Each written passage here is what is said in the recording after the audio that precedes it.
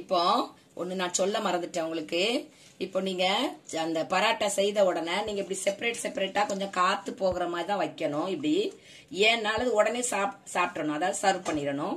ஏன்னா இதனுடைய இந்த ஸ்டீம் பட்டு இது வந்து ரொம்ப சாஃப்ட் ஆயிரும். அதனால கிறிஸ்பா இருக்கிறதுக்காக, அதாவது மொறுமொறுன்னு இருக்கிறதுக்காக ஓரளவு நீங்க என்ன பண்ணணும், இப்படி செய்து வைக்கணும். கிளாத்லயும் வைக்க கூடாது இதை, ஏன்னா கிளாத்ல வைக்கும் போதும் சாஃப்ட் ஆயிரும். அந்த மாதிரி. இப்போ வெல்கம் டு என்னுடைய சமையல். நான் இன்றைக்கு உங்களுக்கு வெந்தய பராட்டா, வெந்தய கீரை பராட்டா எப்படி செய்யறது, அதுக்கு என்னென்ன தேவை அப்படிங்கறத பாத்துறோம். இது வந்து 1/4 கிலோ மாவு, நல்ல கோதுமை மாவு, அதாவது கோதுமை மில்லுல கொடுத்து அரைச்ச கோதுமை மாவு. இது வந்து 1 டேபிள் ஸ்பூன் கடலை மாவு, நல்ல ஃபைனான கடலை மாவு, நல்ல அரைச்ச கடலை மாவு. இது வாசனைக்காக நல்ல டேஸ்ட் கூட்டி கொடுக்கும். உங்களுக்கு விருப்பம் இருந்தா யூஸ் பண்ணுங்க, இது ரொம்ப நல்லா இருக்கும், யூஸ் பண்ணி பாருங்க. இது வந்து ஒரு 150 கிராம் இருக்கும். நம்ம வெந்தய கீரை, வெந்தய கீரையை எப்படி தண்டெல்லாம் அகற்றிட்டு இந்த மாதிரி இலையா எடுத்து சாப் பண்ணி நான் வச்சிருக்கிறேன். ஸோ நீங்க எப்படி எடுத்துக்கோங்க. தேவையான அளவு எண்ணெய், டஸ்ட் பண்றதுக்கு, அதாவது அதை டஸ்ட் பண்ணி சப்பாத்தி பராட்டா செய்யறதுக்கு மாவு, சில்லி பவுடர், இது காரம் இல்லாதது, தேவையான அளவு உப்பு, இஞ்சி, கிரீன் சில்லி சாப் பண்ணி வச்சிருக்கேன், ஒரு 2 சில்லிய. உங்களுக்கு எப்படி காரம் தேவையோ அதன் பிரகாரம் நீங்க எடுத்துக்கோங்க. சீரகம், நீங்க ஓம வேணா எடுத்துக்கோங்க, அதுவும் டேஸ்டா தான் இருக்கும். நான் சீரகம் எடுத்துருக்கிறேன். மஞ்சள் தூள், கொஞ்சோண்டு காயம், பெருங்காயம், இவ்வளவுதான். தேவையான அளவு தண்ணி. இப்ப இதை மிக்ஸ் பண்ணு. 1/4 கிலோ கோதுமை மாவு போட்டிருக்கிறேன்.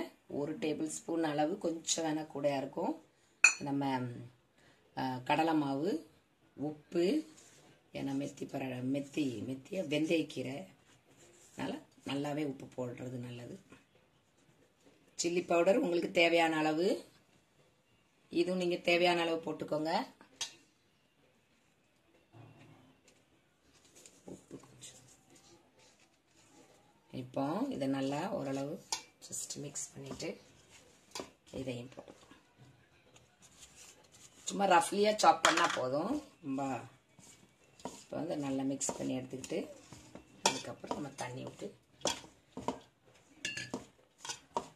எப்படி சப்பாத்திக்கு பிசைவோம் அந்த மாதிரி கொஞ்சம் கொஞ்சமா தண்ணி ஊற்றிக்கோங்க. கொஞ்சம் கொஞ்சமா ஜஸ்ட்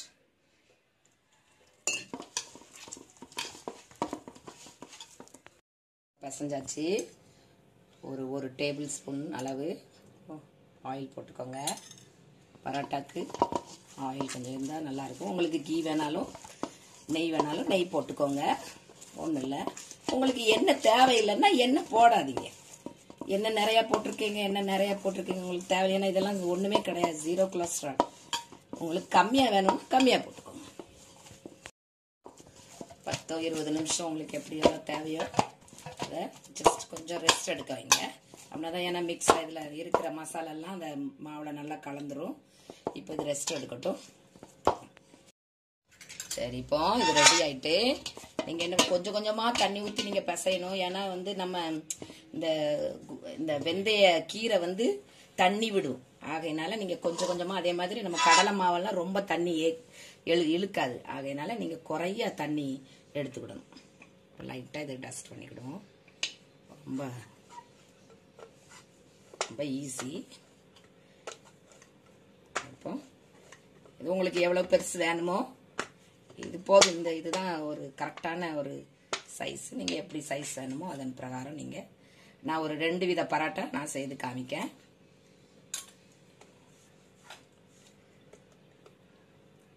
ஏற்கனவே நான் பிளெயின் பராட்டா பண்ணி செய்து காமிச்சிருக்கிறேன் இன்னொரு வீடியோல. அது மாதிரி தான் இதுவும். பராட்டா மீன்ஸ் சப்பாத்தியா சாப்பிடலாம், பராட்டானாலும். இப்போ இது இந்த மாதிரி முக்கோணமா இருந்தா பரவாயில்ல, ரவுண்டா தான் ஆக்கணும் அப்படின்லாம் அவசியம் கிடையாது. இப்படியே நீங்க உருட்டி எடுத்துக்கணும். ரொம்ப பெருசா வேணும்னா பெருசா போட்டுக்கோங்க. இப்போ பேன் நான் சூடு பண்ண வச்சிருக்கிறேன். இப்போ பேன்ல போடும். நல்லா சூடா இருக்கட்டும், முதல்ல சூடா இருக்கட்டும். அதுக்கப்புறம் நீங்க என்ன பண்ணுங்க, கொஞ்சம் ஸ்லோ பண்ணிக்கிடலாம். இப்போ பபிள்ஸ் வரும். சரி, பபிள்ஸ் வரும்போது நீங்கள் என்ன பண்ணணும், திருப்பி போட்டுக்கணும். நம்ம இப்போ பாருங்க, நல்லா இதுவும் வெந்துக்கிடட்டும். இதுவும் ஆயிட்டு நம்ம இந்த ஸ்டேஜில் தான் நம்ம ஆயில் போடணும். ஆயில் உங்களுக்கு எவ்வளோ வேணுமோ போட்டுக்கோங்க. குறைவாக வேணும்னா குறைவாக போட்டுக்கோங்க. குழந்தைங்களுக்கு பராட்டாலெல்லாம் ஆயில் இல்லைன்னா அவ்வளோ நல்லா இருக்காது. நல்ல வாசனை வரும். இந்த கடலை மாவும் சேர்ந்து நல்ல ஒரு வாசனையை கொடுக்கும்.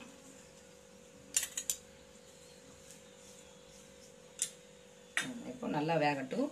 ரொம்ப சூடாக இருந்தது பேன் அப்படின்னா ஸ்லோ பண்ணிக்கோங்க.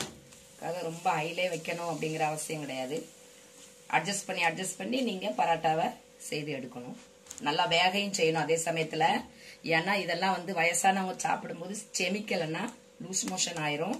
அதனால நீங்கள் என்ன பண்ணணும், இது வந்து ஸ்லோ ஃபயரில் மீடியம் ஃபயரில் வச்சு அமைதியாக நீங்கள் இதை குக் பண்ணி எடுக்கணும். அந்த மாதிரி. ஏன்னா நைட்டு கொஞ்சம் சீக்கிரமாகவே சாப்பிட்றணும். குழந்தைங்களுக்கு காலையில் பிரேக்ஃபாஸ்ட்டுக்கு இது ரொம்ப ஹெல்தியானது.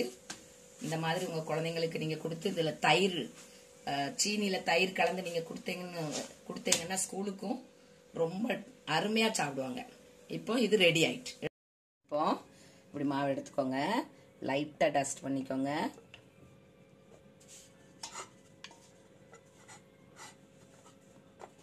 இப்போ நம்ம உருட்டி எடுத்துக்கலாம்.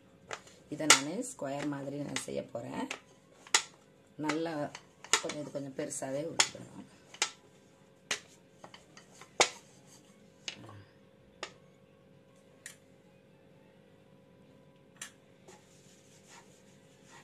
இப்போ இங்கேயும் லைட்டாக இந்த ஆயில் போடும்போது அது வந்து ஓப்பன் ஆகும் லைட்டாக. இப்போ இது இப்படி இப்போ லைட்டாக டஸ்ட் பண்ணிட்டு இது ஸ்கொயரா ரவுண்டாக வந்தால் ரவுண்டாக பண்ணுங்க, ஸ்கொயராக வந்தால் ஸ்கொயராக பண்ணுங்க. இப்போ நம்ம உருட்டி எடுத்துக்கிறோம். ஸ்கொயராக வந்தால் ஸ்கொயரா, ரவுண்டாக வந்தால் ரவுண்டா. இப்போ பேனில் போட்டுறேன். இப்போ பபிள்ஸ் வந்துட்டு, அதாவது அடியில் வெந்து கிடக்கும். பபிள்ஸ் வர ஆரம்பிச்சுட்டு இப்போ நம்ம எடுத்துருவோம் இந்த மாதிரி. இப்போ இது அடியில் வெந்து கிடக்கும். ஸ்லோ வச்சுக்கோங்க. கொஞ்சம் அட்ஜஸ்ட் பண்ணி வச்சுக்கிடணும். ரொம்ப ஒரேடியாகவும் பேனை ஹாட்டாக வைக்கக்கூடாது. நான் முழு ஸ்பூனையும் கோரி ஊற்றலை. நான் வந்து தொட்டு தான் நான் இது பண்ணுவேன், ஆயில் போடுவேன். இப்படி போடுறது கிடையாது. நான் இந்த ஆயிலோட பின்னாடி, இந்த ஸ்பூனோட பின்னாடி உள்ள இதை வச்சு தான் நான் ஆயில் போடுறதே.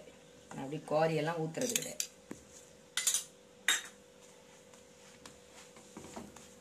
இப்போ இது ஸ்லோ ஃபயரில் வெந்துக்கிடட்டும். நல்லா இப்படி லைட்டாக ப்ரெஸ் பண்ணணும், ரொம்ப ப்ரெஸ் பண்ணக்கூடாது. இப்போ இது இன்னும் வெந்துக்கிடட்டும். இந்த ஸ்டேஜில் நம்ம எடுத்துருவோம். சரியாயிட்டு வெந்துட்டோம். இப்போ நான் இதை ரெடி ஆக்கிட்டேன். இங்கே பாருங்கள், நல்லா லேயராக வரும், டேஸ்ட்டாகவும் இருக்கும். குழந்தைங்க வந்து விரும்பி சாப்பிடும் சந்தோஷமாக. இதை என்ன பாருங்க, 2-3 பண்ணி செய்திருக்கேன். இதுவும் இந்த மாதிரி நான் லாஸ்ட் டைம் காமிச்ச மாதிரி இந்த மாதிரி லேயராக வரும். இது என்ன பண்ண, டின்னருக்கு, பிரேக்ஃபாஸ்ட்டுக்கு நல்ல சாப்பாடு. இது கூட குழந்தைங்களுக்கு நீங்கள் கிரேவி வச்சும் கொடுங்க. ஏன்னா இதில் நம்மளுக்கு ஸ்பினச் எல்லாம் கலந்துருக்கிறதுனால, நீங்கள் இது மசாலா அப்படிங்கிறதுனால இது வந்து நான் தயிரோடு ரொம்ப தண்ணியாக இருக்க வேண்டாம். உங்களுக்கு எப்படி வேணுமோ அப்படி இப்படி இருந்தால் நல்லாயிருக்கும். இதில் சீனி கலந்து பிள்ளைங்களுக்கு கொடுக்கும்போது இதுக்கும் ரொம்ப சூட் ஆகும். அருமையாக சாப்பிடலாம். இந்த மாதிரி உங்கள் குழந்தைங்களுக்கு செய்து கொடுங்க. இது வரைக்கும் பார்த்ததுக்கு ரொம்ப நன்றி. ப்ளீஸ் சப்ஸ்கிரைப் பண்ணுங்கள். தேங்க்யூ.